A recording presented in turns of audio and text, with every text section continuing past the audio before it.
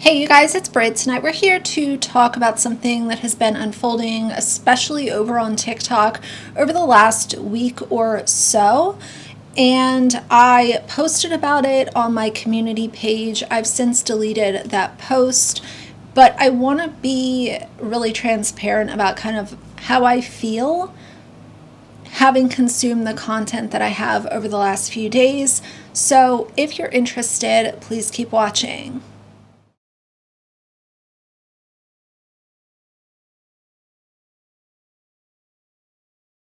Alright you guys, so today we're going to be talking about Emily Kaiser.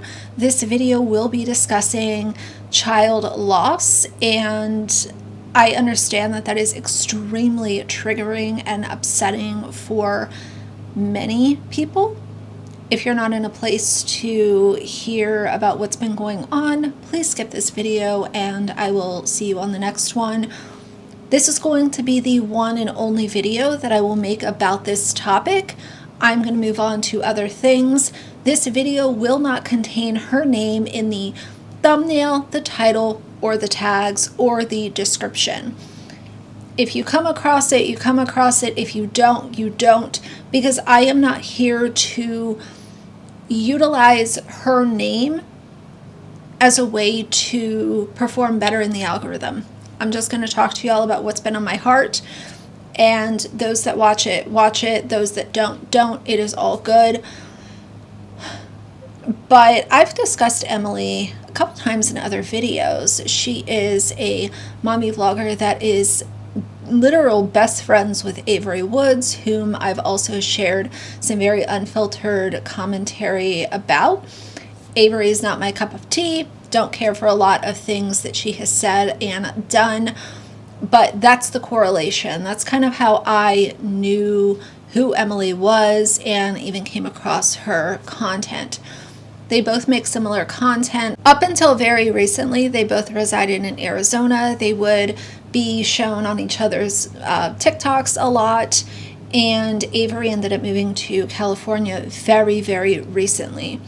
Emily stayed in Arizona, and several days ago, it was alleged that her young child was unfortunately drowned in their pool. It was speculation. Nobody had any facts. The local authorities were not talking about it. Obviously the local hospitals aren't saying anything. Emily didn't say anything. None of her friends said anything. At that point, it was sheer speculation. And on my community tab post that I put up, I said, this is really wild because nothing has even been confirmed by local authorities. Y'all are literally running with something that you think might have happened and giving a bunch of opinions on what at that point was a scenario that nothing was confirmed. We had no clue what was going on. At that point in time, a 3-year-old child was the victim of a drowning and was in need of severe medical attention. That's all that was being reported. You've got people looking up addresses. You've got people, I've even seen people that have admitted to calling the hospital to see, oh, was this her son? Is it her son? The frantic nature made me sick. The amount of speculations, the amount of people thinking that they were entitled to know information that they were not entitled to know. But since early last week, when all of this started, it has snowballed, and then people continued to speculate because Emily was not posting, her friends weren't posting, her husband was not posting. So the silence was starting to speak very loud on social media. It was confirmed last night by the local authorities, the medical examiner and the police department, that this child sadly was her son. Number one, I just want to say that, of course, I could never imagine what she is going through and what her husband is going through and what the last week of their life has looked like. These are two parents that literally just had their entire world turned upside down in literal seconds. But now that it has been confirmed by the local authorities, of course, it's going super viral. A lot of people are talking about it. You've got People, NBC, all kinds of media outlets reporting on this.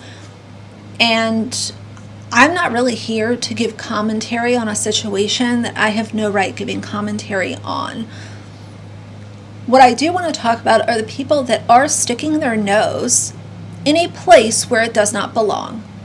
I have seen, at this point, probably hundreds of videos of people saying things like, she should have done that, she should have done this, why wasn't, you have to have a fence, she wasn't doing things right, he wasn't doing things right. I even saw someone ask, put out a thing that she should be arrested. I have given my commentary on a lot of different influencers since the beginning of my channel. I have always had the rule for myself. If somebody is literally planning their child's funeral, they do not deserve the internet's unsolicited opinions. The internet's unsolicited, well, I'm going to wag my finger at you and, say how many things were wrong with this situation. You have a literal mother that is, 2 months postpartum, that is now having to deal with the sudden and traumatic loss of her toddler. This is not the time or the place to shake your finger and say, this should have happened, that should have happened. And I also really don't appreciate the creators that are jumping on TikTok and literally hugging their child. Imagine this, put up the tripod, put up the camera, you pick up your kid and hold them and swing them back and forth and talk about how sad you are. This side of social media that I have seen this past week has been absolutely delusional. And I mean that with everything. I know that's a word that, is thrown around sometimes, and I've been guilty of throwing it around sometimes myself. But what is wrong with y'all? Who gave you the right to take something that initially wasn't confirmed, but now it's confirmed, so now you think that you were right by coming on and talking about what coulda, shoulda, woulda happened? Do you think that anybody would want this to happen to their child? Do you understand that even if you have a fence around your pool, that the gate might be opened, the lock might be broken? They call these situations accidents for a reason. It only takes seconds. It only literally takes seconds. And your entire world can be pulled out from under you. And I see people now coming out with videos about pool safety and how to keep your kids safe around water. If this was such an important thing for you to put out, why was it not put out previously?